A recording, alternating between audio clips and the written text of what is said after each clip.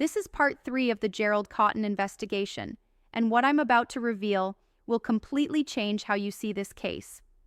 For 6 years, the world believed Gerald either died naturally or faked his death to escape with $190 million. But a 2024 investigation has uncovered evidence that Gerald Cotton was murdered, and the people who killed him are still walking free.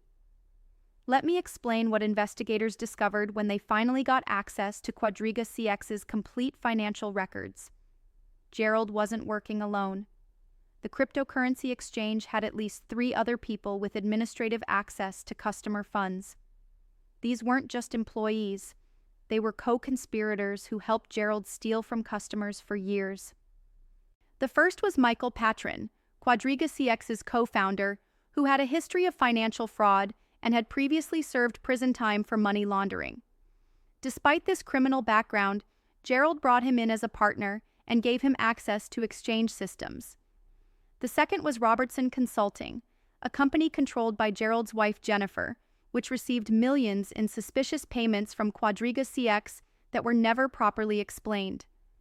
The third was a network of cryptocurrency trading accounts controlled by someone using the alias Alex Salkeld, who appeared to have inside knowledge of Quadriga CX operations. But here's where the story takes a dark turn. In late 2018, just months before Gerald's death, these co-conspirators apparently discovered something that terrified them. Gerald had been stealing not just from customers, but from his own partners. He had been siphoning money from their shared criminal proceeds into personal accounts they couldn't access. The 2024 investigation, led by a team of international forensic accountants, found evidence that Gerald's partners confronted him about this theft just weeks before his India trip. Financial records show that Gerald made several large, unexplained transfers to offshore accounts in the days before leaving for India. These transfers matched the exact amounts that had been stolen from his co-conspirators' cryptocurrency wallets. And this is where the murder theory becomes compelling. Gerald's supposed illness in India?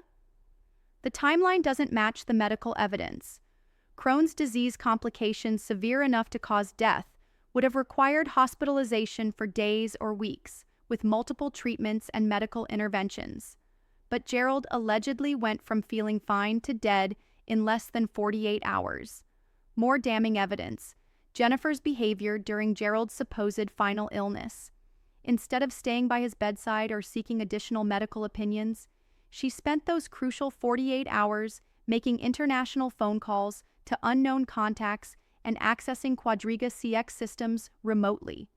Her phone records show she was in contact with someone in Canada during the exact time frame Gerald was allegedly dying. The 2024 investigation also uncovered new witness testimony from staff at the Jaipur hotel, where Gerald stayed. Hotel employees reported seeing Jennifer meet with 2 unknown men in the hotel lobby on the day before Gerald's alleged death. These men were not medical professionals. They were not family members, and they have never been identified by authorities. Security camera footage from the hospital where Gerald allegedly died shows Jennifer arriving with paperwork that had already been filled out, including detailed instructions for immediate cremation. This paperwork was completed before Gerald was even pronounced dead, suggesting that his death was planned in advance. But the most shocking discovery came when investigators finally tracked down the doctor who signed Gerald's death certificate. In 2024, facing pressure from Canadian law enforcement, Dr. Sharma admitted that he never actually examined Gerald's body.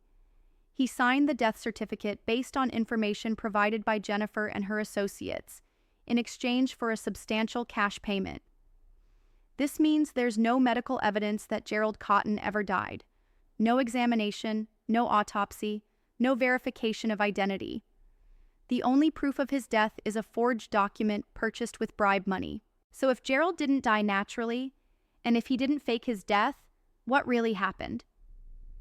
The 2024 investigation believes Gerald's co-conspirators lured him to India under the pretense of moving stolen funds to international accounts. Once there, they killed him to prevent him from exposing their criminal network and to gain control of the remaining customer funds that Gerald had been hiding from them. But this theory raises an even more terrifying question.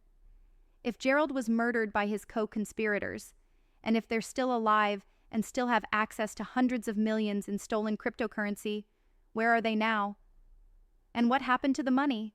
In the final part of this series, I'll reveal the shocking truth about who really controls the missing Quadriga CX funds, why law enforcement has been unable to prosecute anyone for this crime, and the sinister reason why the real perpetrators of this fraud want you to keep believing that Gerald Cotton acted alone.